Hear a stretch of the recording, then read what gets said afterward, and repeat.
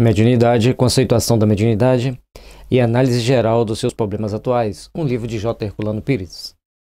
Capítulo 15. Mediunidade e religião. A religião sempre é a base que nos dá suporte para o espírito, para discernirmos aquilo do que é certo do que é errado e das nossas responsabilidades que temos aqui. Logicamente que vocês usarão outros argumentos da ética, da moral, que devem estar sempre presentes dentro do cunho religioso. Mas a religião é aquela que vai nos dar um norte diferenciado, que chama-se responsabilidade pelos nossos atos, pelas nossas ações, por aquilo que viemos a fazer. Por isso, temos que ter bastante atenção com as nossas condutas, porque ao entendermos a religião como um bálsamo, como alguma coisa que nos dá suporte para enfrentarmos as adversidades, sejam elas quais forem, nós estamos também entendendo que temos que dar passos e caminharmos com mais segurança na direção dos propósitos mais elevados de nossas almas. Mediunidade e religião. A posição do espiritismo no quadro geral do conhecimento parece contraditória para muitas pessoas, habituadas à sistemática cultural do nosso tempo. Algumas consideram utópica ou absurda a ligação das áreas clássicas da ciência, da filosofia e da religião num sistema doutrinário geral. Entender a doutrina espírita, quanto mais nós vamos entendendo a doutrina espírita, mais nós vamos vendo que ela está presente em tudo. Na ciência, na filosofia, na religião, na política. Por quê? Onde quer que estivermos, nós temos que estar cientes das nossas responsabilidades conscienciais.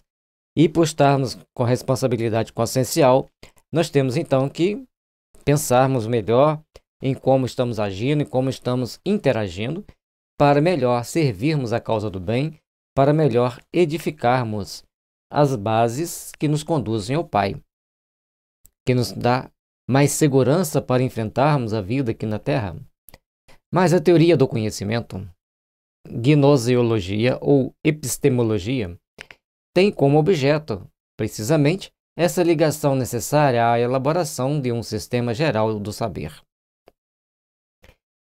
Aí vem aquelas teorias do conhecimento, como que a gente vai adquirir o conhecimento, se pega no ar, se está tudo assim no ar, como é. E a doutrina espírita nos mostra que está tudo no ar. Mas porque tem espíritos que vão passar aquelas informações e quem sintoniza com eles, então leva aquela informação, pega aqueles dados, aquele conhecimento. O próprio aparecimento da filosofia, das ciências e da psicologia da religião evidenciam essa exigência da evolução cultural. E há exemplos históricos recentes que não podem ser negligenciados pelos estudiosos. À medida que vai desenvolvendo o conhecimento humano, as pessoas vão procurando entender. Portanto, a filosofia das ciências, toda ciência tem que ter uma estrutura filosófica para orientar seus caminhos. E a psicologia da religião, principalmente a psicologia budista, ela é bastante transcendente e ela vai trazendo para a própria pessoa a forma dela melhor se encaixar dentro do processo para que ela possa viver e vivenciar um caminho de segurança, um caminho de luz. O positivismo de Augusto Comte, fundado nos dados da ciência, pretendia arquivar a metafísica e toda a religiosidade, mas acabou levado pelas exigências sociais à necessidade de manter uma ordem social de fundamentos morais, ao desenvolvimento de uma religião da humanidade, em que o anseio do positivo concreto se pulverizou na concepção abstrata e metafísica da Deus-humanidade. Então, Augusto Comte, na hora de ele criar alguma coisa fora da religião, ele criou a Deus-humanidade. A humanidade, então, passa a constituir um ponto importante. E nós temos que ter cabeça fria para pensarmos com serenidade, com inteligência. Se a Deus-humanidade vai nortear nossos caminhos, prevalece o postulado do Cristo: faça ao teu próximo o que gostaria que fosse feito a ti mesmo. O culto positivista revestiu-se de todos os aspectos das chamadas religiões positivas, com templos e rituais inclusive a celebração de missa positivista. Ali, então, tudo que tentou se fugir, criou-se de uma forma, da mesma forma, do mesmo ideal, do mesmo ponto, a questão da positividade para esses sentimentos. O marxismo, na mesma linha do exclusivismo científico fundado numa análise exaustiva da estrutura capitalista, apoiou-se no materialismo dialético, pretendendo estipar do mundo as concepções metafísicas e religiosas, mas viu-se obrigado a criar a mística do proletariado e converter-se numa religião social em que o homem se colocou no lugar de Deus e o Estado se transformou numa igreja universal, estruturada no sistema de um clero leigo, tendo como substância vital a fé terrena nos poderes humanos, desenvolvendo o culto do trabalho numa sistemática ideológica em que não faltam as bênçãos e maldições.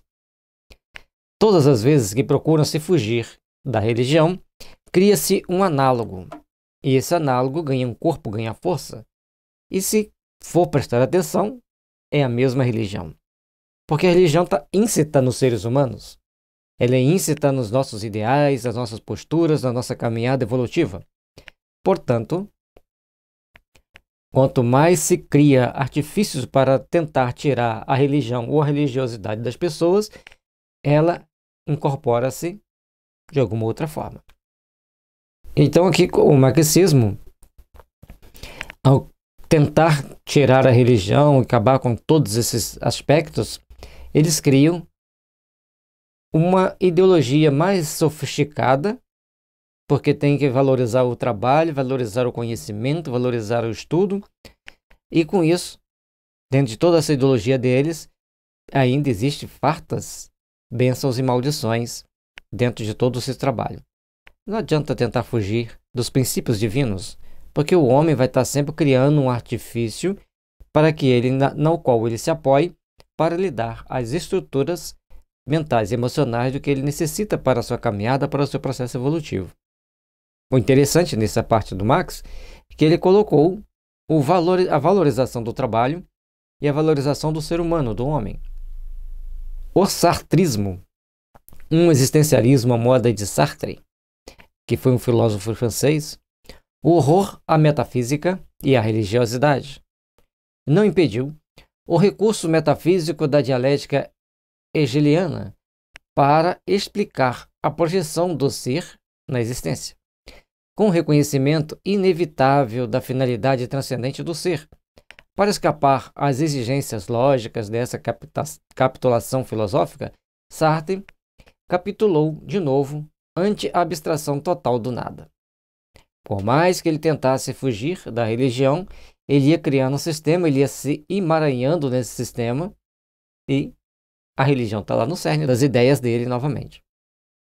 Se a morte é a nadificação do ser como ele propõe, é claro que a morte do homem atinge o extremo de toda a concepção metafísica.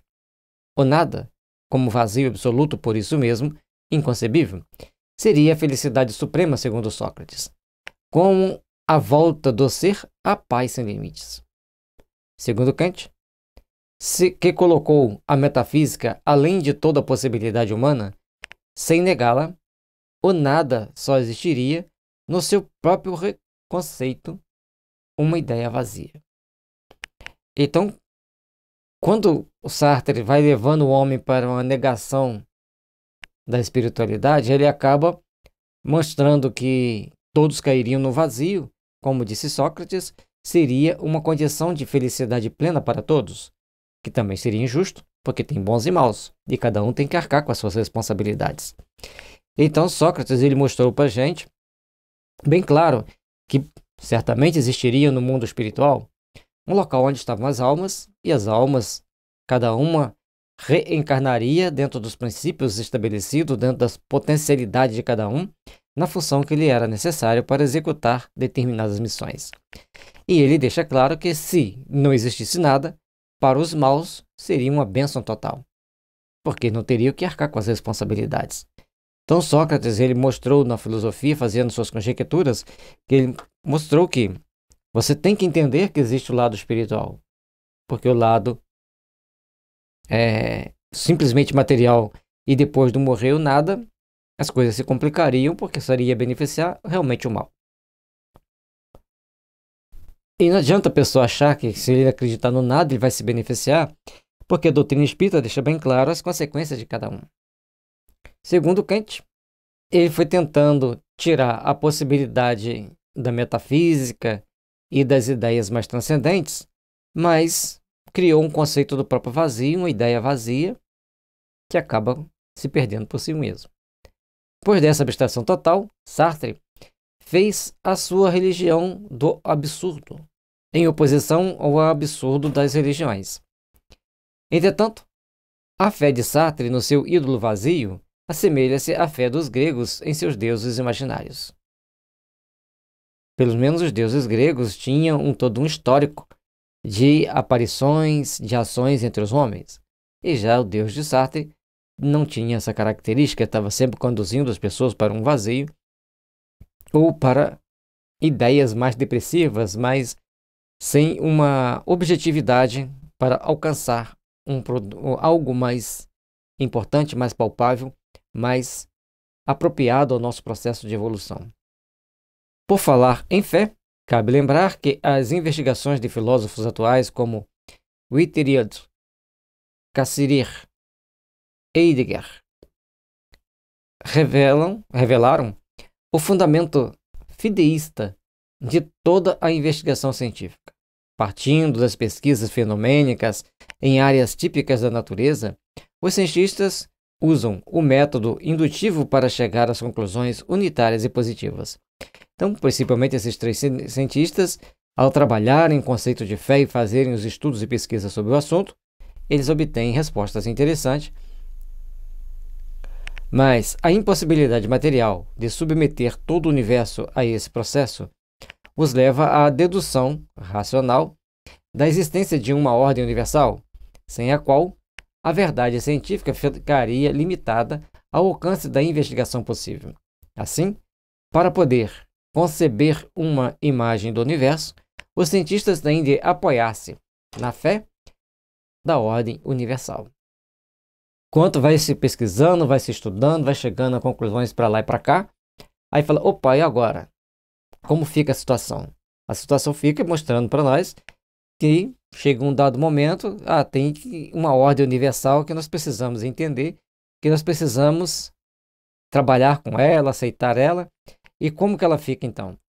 Ela fica estruturada nos conceitos já existentes da física, mas para manter toda essa ordem tem uma força que mantém a ordem, que mantém todo o equilíbrio. Então a fé que eles tiveram foi na ordem universal, simples assim. Mas Deus, que nós não conseguiremos compreender com a nossa racionalidade por ser por demais transcendente, sustenta todo o universo, todas as galáxias, todos os planetas, todos os satélites, todos os sóis, todas as estrelas, né? Para que a gente não consiga manter a vida. Este é apenas um pressuposto científico, mas erige-se um princípio de fé nas contingências e condições exatas em que os religiosos são obrigados a fundar a fé em Deus.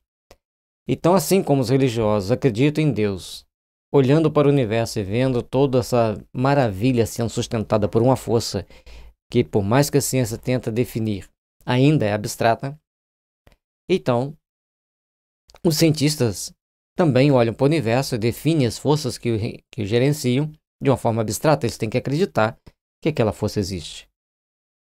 O princípio é o mesmo. As palavras apenas que são diferentes. Kardec lembra a existência da fé humana, a fé do homem em si mesmo, na sua capacidade para conhecer e dominar a natureza, a base real de todo o conhecimento, desde o pressuposto da magia primitiva nas selvas até os pressupostos científicos e religiosos da atualidade. É uma só, o princípio metafísico da fé. Todos, o princípio que gerencia a fé, seja entre as tribos, seja entre as pessoas das grandes cidades, todos têm o mesmo princípio de fé. E cada um desenvolve uma fé de uma forma. A pessoa é ateu, mas ele tem alguma coisa que ele acredita para ser ateu. Então ele vai ter uma racionalidade em cima daquilo que ele acredita que é uma forma de fé. A fé vai estar sempre presente em todos. Herculano foi muito feliz na hora de ele colocar aqui, fazer essa comparação, mostrando-se uma pessoa culta, muito bem inspirada e um grande poder de síntese desses pensamentos. E aí nós vamos vendo a importância de entendermos as condições do outro e entendermos também as condições da fé. Parece claro e inegável que a doutrina espírita não apresenta nenhuma contradição lógica ou epistemológica nesse sentido, mostrando-se plenamente integrada nas exigências e nas leis da teoria do conhecimento. As diversas áreas do saber não se contradizem, apenas se complementam. E a ciência espírita, como todas as demais, iniciou-se com as pesquisas fenomênicas. Todo conhecimento tem uma base filosófica, tem um motivo para ter aquele conhecimento. E quem estuda aquela ciência, aquele domina aquele conhecimento, ele vai ter explicações que devem ser respeitadas pelos demais. Então começa-se um jogo de interesses, de força, de peso e contrapeso para que todos nós consigamos desenvolver princípios e estabelecer métodos de crescimento e aprimoramento para o nosso crescimento espiritual.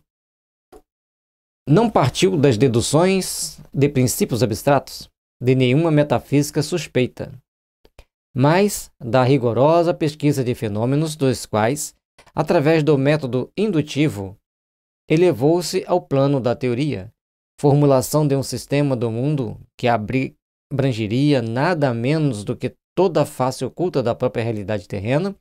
As hipóteses iniciais de Kardec não eram espíritas, eram materialistas. E, mesmo ele tendo essas hipóteses mais materialistas, mais assim, céticas com relação ao que era que provocava todos aqueles movimentos, todos aqueles fenômenos, a própria espiritualidade foi mostrando que eram espíritos que faziam as manifestações, que produziam os fenômenos, e que os espíritos nada mais eram do que as almas dos homens que já habitaram a Terra. E ele foi indo por deduções bem abstratas e muito lógicas para chegar ao entendimento e à codificação da doutrina espírita, como é hoje, como um todo, tão importante para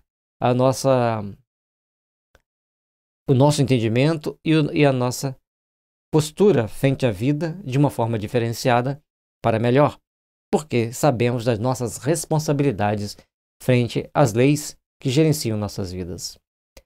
Mas a pesquisa derribou essas hipóteses, deslocando o pesquisador do campo científico dominante no seu tempo para um novo campo, onde, confirmado pelas ciências em quase todos os seus ramos, a física, que se tornara a ditadora das ciências, como observa Heine, teve de abdicar do seu absolutismo materialista para reconhecer e confirmar, sem o querer e sem o saber, as conquistas espíritas de mais de um século.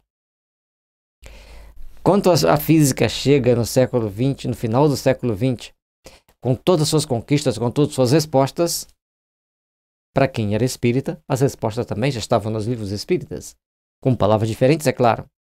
Mas, por mais que se busque, e a física é a única ciência realmente do mundo materialista que desenvolveu, as outras todas dependem da física, lembrando que a física tem a eletrônica, tem a eletricidade, tem a mecânica, essas se desenvolveram. As outras, a ciência da saúde, coitada, está aí às voltas com simples vírus, matando mais gente em pleno século XXI do que qualquer outra coisa. Então nós temos que procurar entender que o desenvolvimento da ciência é um desenvolvimento que vença os obstáculos e esclareça-os para nós. Não se conhece, na história das ciências, nenhuma vitória tão completa e esmagadora como essa.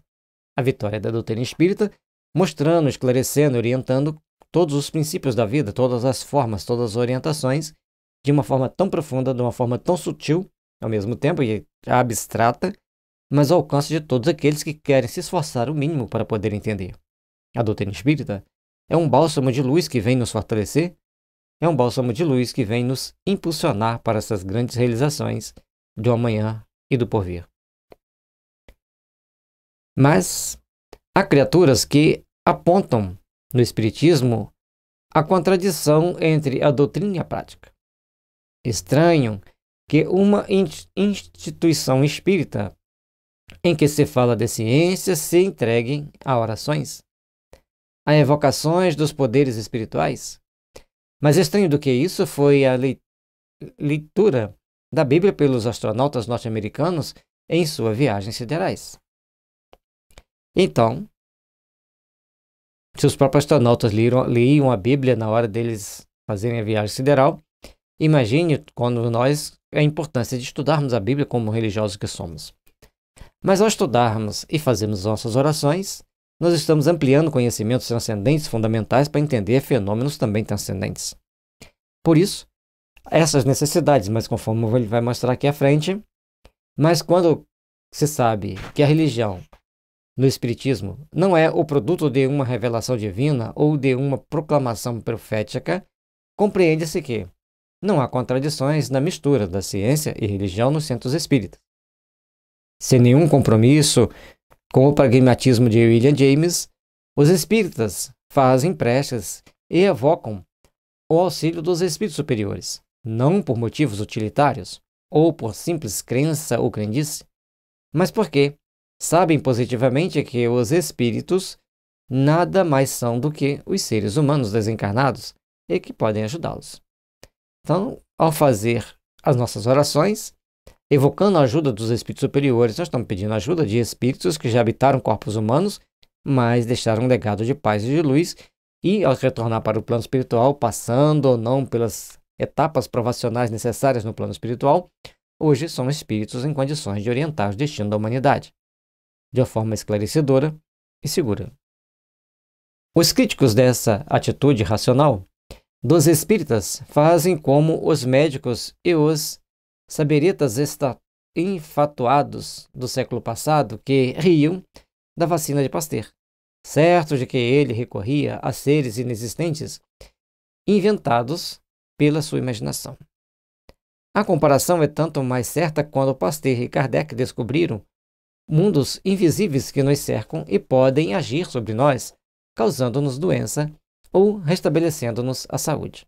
Então, tanto Pasteur como Kardec fazem a mesma descoberta daquilo que não está visível ao nosso redor, mas mesmo sendo invisível aos nossos olhos, eles causam doenças, causam uma série de problemas. Os espíritas não dispõem de microscópios para provar a existência e a ação dos espíritos, mas estes se incumbem de revelar-se aos crédulos e incrédulos através de fenômenos que foram investigados pelos maiores cientistas do século passado, como nós e do nosso, como Crookes, Richer, e no passado, mais restante, Heine, Soay, Price e tantos outros no presente, impuseram à ciência a verdade espírita. E se impuseram, quer dizer, por mais que se tenta negar a realidade do mundo espiritual, esses cientistas foram fazer as pesquisas, foram fazer os estudos e conseguiram as observações, conseguiram mostrar para nós a existência de algo mais transcendente, de algo um pouco mais diferente. É importante nós entendermos isso, é importante nós começarmos a pensar na forma de interagirmos, de agirmos para melhor nos adaptar dentro dos princípios das leis divinas que devem existir em nossos corações. Com respeito a todos, logicamente, mas também gostamos de sermos respeitados, né? As sessões espíritas diferenciam-se das cerimônias religiosas das igrejas, em princípio, em primeiro lugar, por se basearem na fé racional, em segundo, por se utilizarem de leis naturais e não fórmulas sacramentais, em terceiro, por se apoiarem numa ciência hoje confirmada pelas investigações científicas nos maiores centros universitários do mundo.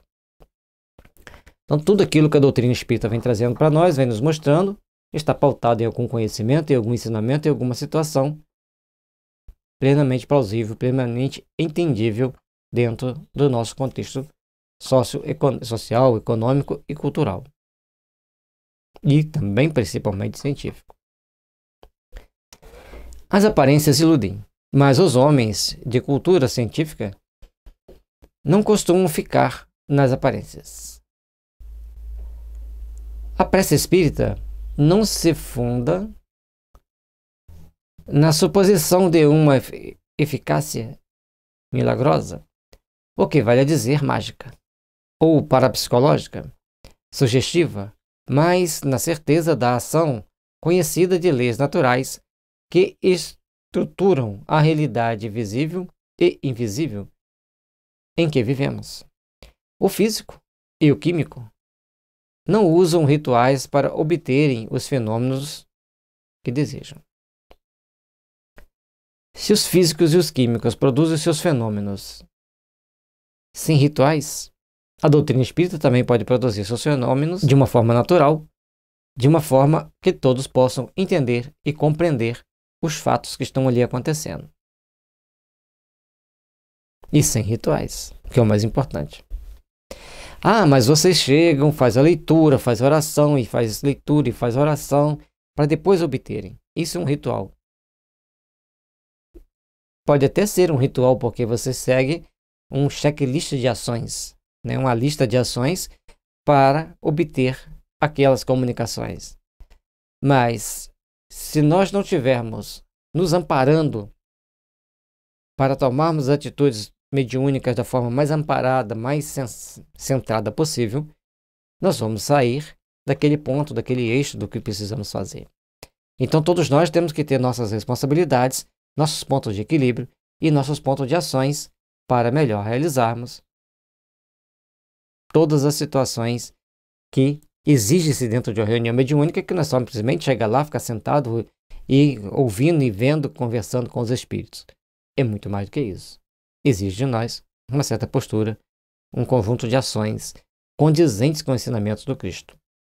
Bom, os físicos e os químicos usam os instrumentos necessários, eles não vão usar rituais. Já passou-se o tempo da alquimia? Assim também, conforme eles vão estar usando os instrumentos e ingredientes necessários ao seu trabalho, os espíritas também não possuem rituais, não creem num suposto poder de fórmulas mágicas, mas usam os instrumentos e as energias necessárias à produção dos resultados que buscam. Eles usam os instrumentos, são os médiuns, que vão trazer cada um a sua experiência, a sua vivência, de acordo com a sua mediunidade, e as energias ali, de todos os integrantes, vai estar sendo somada para obter o resultado. Numa sessão espírita, os instrumentos são os médiuns, aparelhos sensibilíssimos da super tecnologia da natureza. Interessante, né? Os médiuns são muito sensíveis, extremamente sensíveis, e são produzidos pela tecnologia da natureza. E os ingredientes são as vibrações mentais e emocionais dos médiuns e dos participantes da reunião, cada um com a sua contribuição, cada um com a sua parcela a oferecer. É assim como o físico e o químico obtêm os resultados desejados, desde que as condições exigidas tenham sido cumpridas. Assim também, os espíritas, dentro das condições necessárias, obtêm os efeitos e os fenômenos que desejam. Cada um com a sua particularidade para obter o resultado.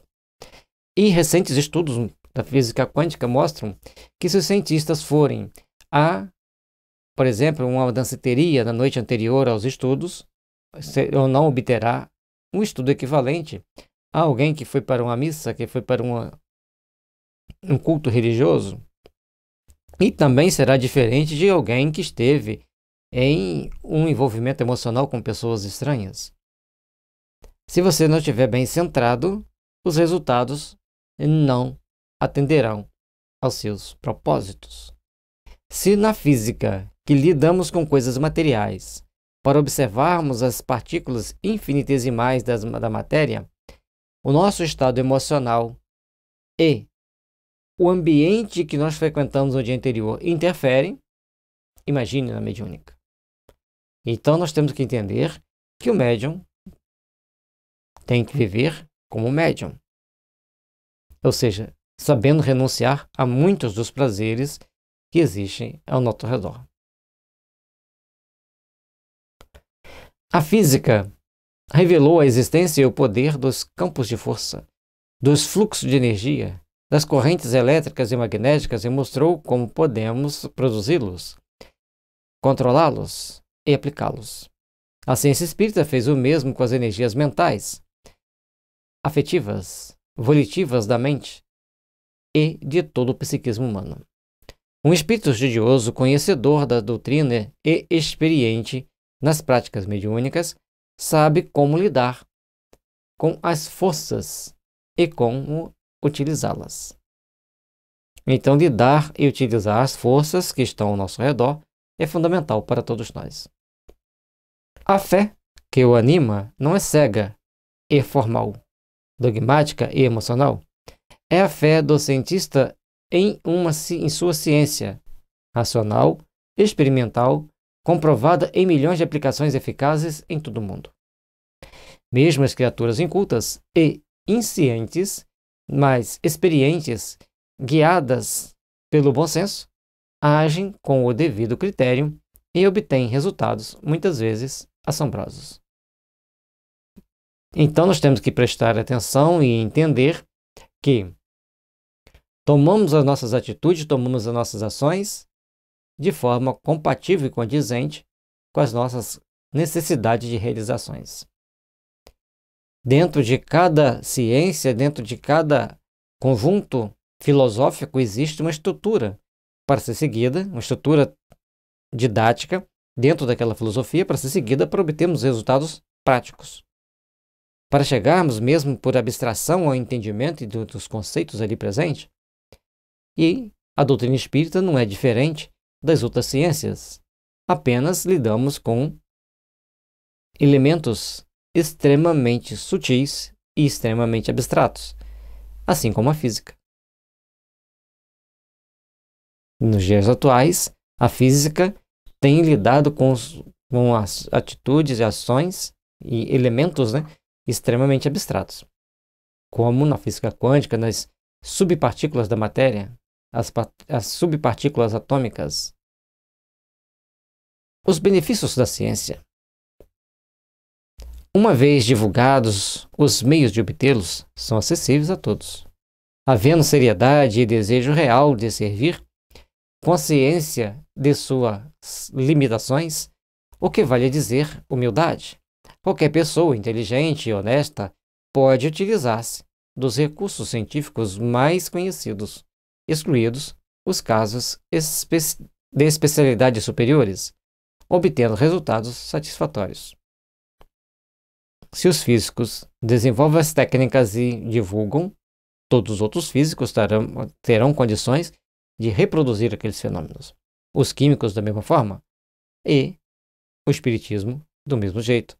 Mas temos que entender que tem casos especiais, tanto entre os físicos, entre os químicos, quanto entre os espíritas. Sempre vai existir os casos especiais que são alcançados por aqueles por uma especialidade superior. Um médium mais bem treinado, mais bem dotado de mediunidade, uma equipe mediúnica mais bem centrada.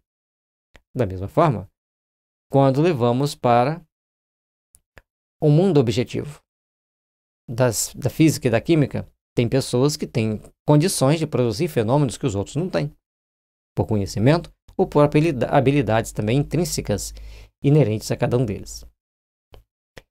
A ligação da ciência com a religião permite essa franquia maior a todas as criaturas de boa vontade, que só querem servir e não explorar o próximo. Porque a fé científica reflete-se na fé religiosa, mais acessível à maioria, suprindo a falta de conhecimentos específicos com o auxílio de práticas tradicionais do campo religioso. Então, o respeito e a necessidade de servir ao coletivo, de ajudar o próximo, tanto deve estar na consciência dos espíritas, também na consciência dos químicos e dos físicos, porque temos que entender que estamos tomando ações e atitudes de grande responsabilidade. Uma sessão espírita começa geralmente pela prece do Pai Nosso, dita por uma pessoa com acompanhamento apenas mental da assistência. Então, uma pessoa faz o Pai Nosso em voz alta e os outros acompanham.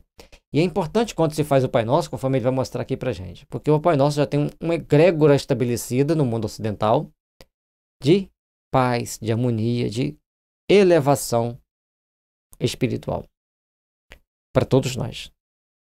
Onde se usa o acompanhamento oral em tom de ladainha, está evidente a influência de religiões de origem do dirigente ou dirigentes. Um observador estranho que a assiste pela primeira vez acha que o espiritismo não passa de uma seita cristã e ingênua. Aí nós vamos ver, ele fez ali um adendo, quando as pessoas acompanham em voz alta, define a origem religiosa daquela pessoa. Não tem nada de errado na origem religiosa da pessoa. Apenas, dentro da doutrina espírita, nós temos que treinar a nos corrigir. Há tempos, vendo uma matéria sobre um jogador de futebol, ele chegou para um clube já com 17 anos. Muito habilidoso, muito criativo, mas ele tinha os trejeitos da várzea. E as autoridades do futebol queriam alguém com os chamados fundamentos do futebol, com aquela prática que eles querem, com todos os jeitos, os trejeitos, conforme eles querem que todos agem. E como ele agia de uma forma diferenciada, mesmo se destacando, tinha-se o preconceito. E eu achei aquilo muito estranho. Eu falei assim, gente, tem preconceito até no futebol pela origem de onde a pessoa veio? Que coisa mais absurda. O que importa é a habilidade, a técnica apurada, saber jogar e trazer resultado para o time. Assim, no meio das religiões e das ciências também tem aquele olhar assim. Mas você veio de lá? Mas um espírita conhecedor da doutrina poderá explicar-lhe a razão do fato. A prece do Pai Nosso não tem nenhuma influência mágica especial. Tem apenas, a seu favor, o fato de figurar nos evangelhos como prece ensinada pelo Cristo, o que a transformou numa prece tradicional e obrigatória em todo o cristianismo. Ela não é imantada por nenhum poder misterioso, mas tem a carga emotiva de uma tradição de 2000 anos. Então, essa egrégora, essa imagem mental, sentimental e emocional que leva o Pai Nosso aos corações humanos, traz um grande diferencial dentro daquela reunião. Porque a maioria dos espíritos, em algum momento da vida deles, ou nesse planeta ou no outro, eles ouviram o Pai Nosso. Lógico que nos outros planetas também tem Pai Nosso. É uma oração universal. A estrutura dela é universal. A semelhança do soneto, que na poesia resiste a todas as inovações, o Pai Nosso tornou-se uma forma psicoemotiva, uma estrutura oral introjetada no inconsciente cristão coletivo. A introjeção técnica da psicanálise corresponde a uma absorção emotiva realizada pelo inconsciente. Então, quando se vai estudar a psicanálise, a gente vai observando que tem estruturas dentro dos arcanos mentais que estão lá no inconsciente da pessoa. Por isso é tão importante um Pai Nosso. Não vamos criticar quem faz o Pai Nosso não, tá, gente? A Ave Maria também é muito importante, tá? Tem um poder transformador nos espíritos que a gente nem imagina. A forma ou emoção assim absorvida permanece no inconsciente como uma espécie de arquétipo correspondente às exigências psicológicas ou espirituais da espécie humana. Nas sessões espíritas, há duas realidades que devem ser levadas em conta: a presença humana material e a presença humana espiritual. Interessante que ele colocou a presença humana material, presença humana espiritual, porque os espíritos são seres humanos, desprovidos do corpo físico, desprovidos da matéria. Então, todos nós precisamos saber entender essa leitura para agirmos com mais segurança, com mais condições de fazermos da melhor forma possível as implementações dos nossos estudos, dos nossos entendimentos. A prece não é dita apenas por formalismo ou superstição. Há um motivo psicológico e espiritual para essa prática marcar o início e o fim das sessões. Muitas entidades espirituais perturbadas se acalmam ao ouvi-la, e o clima da sessão se torna mais favorável aos resultados esperados. Então, é extremamente importante nós começarmos a entender e perceber como lidar com os espíritos. Uma delas é o Pai Nosso. Ah, mas a prece deve vir do coração. Mas ele explicou, o Pai Nosso está nas profundezas do inconsciente de cada um, dormitando, precisando de ser acordada. Ali naquele momento ele vai lembrar da vozinha, da mãezinha dele que os ensinou a fazer aquela oração em tempos recuados. Ou ele mesmo a fazia com os filhos e caiu em dado momento na condição de revolta, de angústia que estava conduzindo naquele momento, naquela posição que ele está. Então são condições e situações que nós devemos procurar observar e empreender para melhor conquistar a nós mesmos e aquelas entidades perturbadas que eles chegam. A gente às vezes usa termos como espíritos atrasados, espíritos para mais situações, vários adjetivos. Mas a gente deve usar espíritos, conforme ele falou, perturbados, já fica assim, eu acho meio pesado. Mas os espíritos carregados de conflitos psicológicos, fica mais bonito, mais leve. Espíritos que estão vivenciando um conjunto de complexos emocionais, sentimentais, que eles precisam ser retrabalhados com o toque do amor e da oração para chegarem ao caminho de entender a importância do perdão e da compaixão. Então, ao invés de falarmos em espíritos atrasados ou perturbados, espíritos atormentados pelos seus conflitos, pelas suas lutas íntimas, e aí fica mais suave, né? Atormentado pelos conflitos e lutas íntimas, todos nós estamos.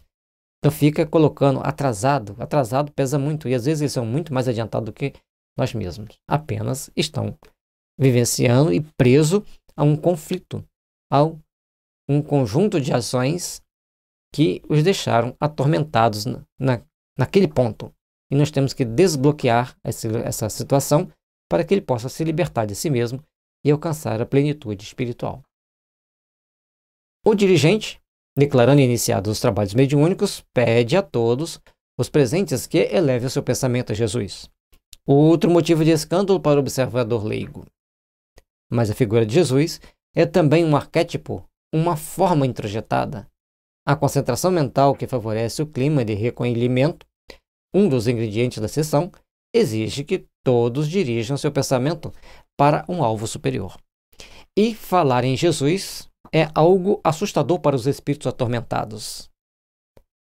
Quando se fala em Jesus, eles ficam confusos, porque no mundo dos inferiores, onde eles habitam, é proibido falar em Jesus. Entenderam? Então nós devemos repetir a palavra Jesus várias vezes no momento da doutrinação, e tem um mantra. Mantra não é coisa do outro mundo não, tá, gente? Mantra é uma palavra ou uma frase que você repete com um objetivo. E tinha um amigo que ele falava sempre assim, na hora que a situação estava muito pesada no serviço, aquela situação tensa, principalmente final de ano, era muito tumultuado, tinha que fazer todo o planejamento para o ano vindouro, então era muito tenso o ambiente. Aí ele chegava e ficava assim, ó Jesus, acende essa luz, ó Jesus, acende essa luz. E aquilo ia amenizando. Às vezes você está no trânsito, está tenso o trânsito, você já tomou a primeira fechada, você já está esperando a segunda, você não vai fazer uma oração naquele momento de tensão. E às vezes tem pessoas que fazem oração, eles ficam meio lerdos, dormem. Então, ó Jesus, acende essa luz, ó Jesus, acende essa luz, desparece aquela condição, desparece aquela situação. Então, o Jesus está no arquétipo, é uma egrégora que faz as mentes se elevarem vibracionalmente. Egrégora são um conjunto de ideias aceitas e estabelecidas. Pensar em Deus é mais difícil, pois a maioria pensaria apenas numa palavra. A concentração não é individual, mas coletiva. Todos os presentes, pensando em Jesus, o pensamento de todos se encontra numa ideia definida e respeitada por todos. Não se trata também de uma fixação mental na figura de Jesus, mas pensar naquele olhar meigo, misericordioso, olhando-nos com total compaixão, olhando-nos, esperando que acendamos a nossa luz do amor e começamos a agir para aliviar todo o sentimento de dor que estiver em nosso redor. Os dirigentes avisados explicam que ninguém deve fixar numa imagem, pois isso exigiria esforço mental cansativo. Tensão mental contrária ao fim desejado, que é a criação e a manutenção de um ambiente fluídico, ou seja, de vibração serena e estimuladoras. Trata-se de uma técnica psicológica de resultados espirituais. Mas naquele momento você pode estar pensando no seu problema, naquele momento você pode estar pensando em alguém que te ofendeu, e você começa então a atrair aqueles espíritos para a reunião e eles serão ajudados. Então é muito comum ter um atrito, às vezes, entre os médiums, ou o médium com alguém fora da reunião, e na reunião manifestar algum espírito com as características daquele atrito. Aí tem gente que fala assim, animismo. Não existe mediunismo sem animismo. Ou então não vai existir mediunidade sem uma identidade de fatos e situações. Por isso, temos que saber entender que vão existir fatos e situações que trazem à pessoa entendimentos e raciocínios próprios para objetivos superiores. Na doutrinação, esclarecimento dos espíritos perturbados que perturbam pessoas presentes ou ausentes, o nome de Jesus e seus ensinos serão constantemente lembrados, não por formalismo, mas porque essas lembranças tocam a sensibilidade dos espíritos. A doutrinação não é uma imposição, não tem a violência das práticas assustadoras do exorcismo. São condições necessárias ao entendimento e ao aperfeiçoamento de todos nós. São condições necessárias ao aprimoramento de todos nós. Trata-se de uma técnica persuasiva, tipicamente psicológica, visando desviar a mente dos espíritos doutrinados das ideias fixas a que se apegam obstinadamente. E, logicamente, que as técnicas vão variar de pessoas de doutrinador para doutrinador, ou de esclarecedor para esclarecedor, de dialogador para dialogador, já tiveram tantos nomes, e atualmente usa-se o nome dialogador para aquele que vai conversar com o espírito. A técnica vai depender de cada dialogador, da sua cultura, dos seus conhecimentos e também dos seus mentores.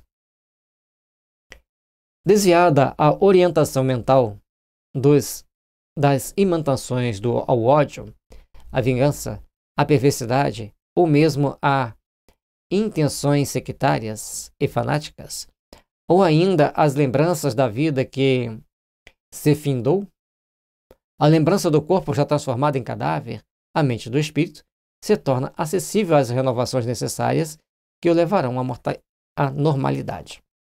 Então, cada espírito naquele momento vai precisar de um conjunto de palavras orientadoras que vai depender do dialogador, do seu mentor e da condição atual. No filme que retratando o Divaldo, uma pessoa cheia de cultura e conhecimento estava tentando conversar com o espírito e não conseguia.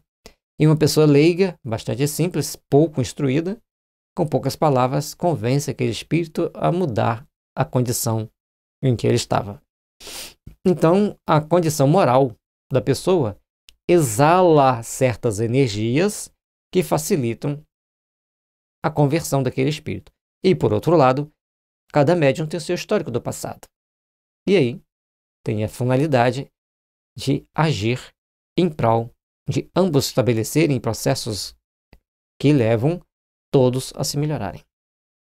Esses problemas não são compreendidos, até mesmo, às vezes, por antigos adeptos e praticantes da doutrina. Kardec os explicou reiteradamente, mas muitos espíritas preferem a leitura de livros fantasiosos aos de doutrina, e particularmente do Livro dos Médiuns. Indispensável a todos os que exercem as funções doutrinárias ou mediúnicas. tudo que todas as pessoas que quiserem aprender a doutrina espírita têm que estudar o Livro dos Médiuns. Certa vez eu falei para uma médium, éramos jovens na época, né? E falei assim, você já leu o Livro dos Médiuns? Ah, isso, eu já sei tudo que tem aí. Aí eu abri o acaso e falei assim, me fala que está no item 100. Ela ficou rindo. Você sabe tudo, então você decorou o Livro dos Médiuns. Então vai, pega aqui e lê. Aí agora me explica. E ela não conseguia explicar. E aí a gente leu, expliquei para ela, fomos conversando, ela foi começando a entender que ela tinha que ler o Livro dos Médiuns, que tinha que estudar o Livro dos Médiuns, espero que ela já tenha lido ele todo. E a gente tem que estar sempre lendo. E devido a essa dificuldade de algumas pessoas de lerem e entenderem o Livro dos Médiuns, no nosso canal, Vibrações de Paz e Luz TV, tem lá o estudo do Livro dos Médiuns. No site kardecespiritismo.com.br, em obras básicas, vai estar lá Livro dos Médiuns, aí tem os capítulos escritos e tem os capítulos lido e comentado, certo? E normalmente na base na descrição do vídeo, que tem abaixo do vídeo, tem a descrição, a gente coloca ali o link que vai te conduzir para o site, e no site você vai encontrar toda a estrutura do estudo do Livro dos Médiuns, tá? Além disso, o estudo doutrinário exige ponderação, reflexão, desejo verdadeiro de penetrar na problemática espírita para compreender não apenas este ou aquele ponto, mas a profundidade da doutrina, suas implicações com a cultura do nosso tempo e as perspectivas imensas que abre para o futuro humano. Sem esse interesse, encarado com dedicação e humildade, os estudantes passam pela doutrina como gatos sobre brasas, saindo apenas chamuscados e, o que é pior, convencidos de que dominam o assunto. Esse do gato sobre brasa é interessante, né? O gato é muito rápido. Se ele tiver que passar pelas brasas, ele vai passar num tiro, praticamente flutuando sobre aquilo ali. E simplesmente vai sair do outro lado com algumas suaves queimaduras. E assim, as pessoas saem de lá com suave conhecimento e acham que sabe tudo. Quanto mais estudarmos o Livro dos Médiuns, quanto mais procurarmos lê-lo, quanto mais procurarmos entendê-lo, mais teremos oportunidade de compreendê-lo. Num estudo sobre religiões mediúnicas no Brasil, baseado em pesquisas do professor Cândido Procópio de Camargo, atrelou as formas do sincretismo religioso afro-brasileiro ao espiritismo, propondo a teoria do contínuo mediúnico. Esse contínuo realmente existe, mas não caracteriza apenas as áreas indicadas. As manifestações mediúnicas são universais e de todos os tempos. Então, tanto a manifestação mediúnica vai estar em todas as religiões. Inclusive, as religiões protestantes têm lá seus médiuns, que fazem lá suas profecias, que eles dizem que recebe o anjo, recebe o Espírito Santo, cada um dá um nome. Para nós espíritas, são simplesmente espíritos que vão ali passar uma mensagem consoladora ou assustadora, dependendo do caso, dependendo da situação, dependendo da condição. Mas ninguém fica órfão do entendimento das missões e das lições do Evangelho, das lições espirituais. Sendo a mediunidade uma faculdade humana decorrente da constituição do homem como espírito e corpo, deu origem às religiões naturais ou primitivas em toda a Terra. Kardec assinala esse fato em suas obras, dando-lhe mais ênfase em O Livro dos Médiuns. As pesquisas de antropólogos ingleses na Austrália e de franceses na África, seguidas dos magistrais estudos de Ernesto Bozano na Itália, provaram a origem única de todas as religiões. Quanto mais se pesquisa, mais procura entender, mais vai vendo que as pessoas se tornam mais religiosas, estão sendo mais... Em todos elas tem aquele ponto de buscar um elo de ligação com o invisível. Conforme está no Livro dos Espíritos, a religião existe porque as pessoas têm a necessidade de acreditar em Deus, mas principalmente porque são intuídos, inspirados e protegidos por espíritos que direcionam o líder daquela tribo, daquela região, para as mensagens transcendentes que, na altura do conhecimento de cada um, mas que os elevam e que os faz identificar-se com Deus, com as forças superiores. Todas elas nascem e se alimentam dos fatos mediúnicos. Mesmo depois de superadas pela civilização das fases primitivas, as religiões continuam ligadas às suas raízes mediúnicas e continuam a se alimentar de ocorrências mediúnicas. Nem podia ser de outro modo, pois só na mediunidade elas encontram a possibilidade de sustentarem objetivamente os seus princípios. Sem a mediunidade, as religiões vão ficando capengas, com todo respeito. Porque a mediunidade é aquele ponto de ligação que nos leva a entender que existe um ser espiritual e que vai nos controlando, que vai nos orientando a vida. Então, nesse balancear de forças, nós vamos buscando a espiritualidade superior, desde que entendamos o processo. Porque se chega um espírito e fala que o mundo vai acabar amanhã, se você não entende a doutrina espírita, não conhece a doutrina espírita para saber que no mundo espiritual existem espíritos cheios de conflitos, cheios de tormentos mentais que os levam a acreditar desta ou daquela forma e tentar convencer os outros, assim como existem pessoas encarnadas assim, que tentam convencer os outros que a ideia está certa, aí nós temos que buscar valores para o nosso espírito.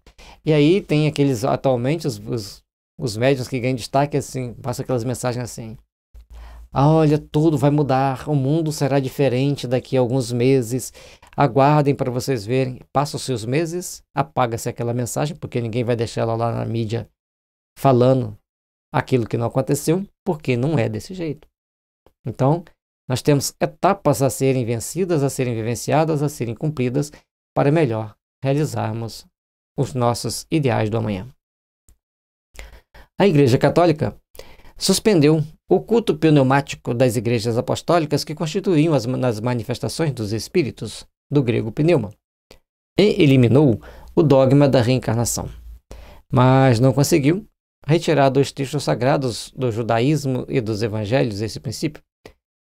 Interpretações teológicas fizeram o mesmo nas igrejas da Reforma. Não obstante, a própria eleição dos papas católicos guarda ainda hoje sua ligação com a mediunidade. Então tem uma série de conjuntos, uma série de ações que precisam ser observadas, avaliadas, para se chegar a um consenso, para se chegar a um objetivo maior. Por isso, todos nós devemos procurar, então, entender os princípios que nos conduzem ao aprimoramento de nosso sentimento, ao aprimoramento de nossos ideais superiores. Formalmente, a escolha do Papa depende da inspiração do Espírito Santo. Nas igrejas protestantes e nas seitas dos templos apostólicos ainda sobreviventes, a manifestação do Espírito faz parte integrante e essencial do culto. As aparições dos santos e anjos são consideradas como válidas em todo o mundo cristão, judeu e até mesmo islâmico. Então, todos nós temos que ver que essa aparição de santos e anjos dentro do mundo das religiões maiores que temos, faz parte de um contexto de aprimoramento do sentimento humano, de aprimoramento da alma humana.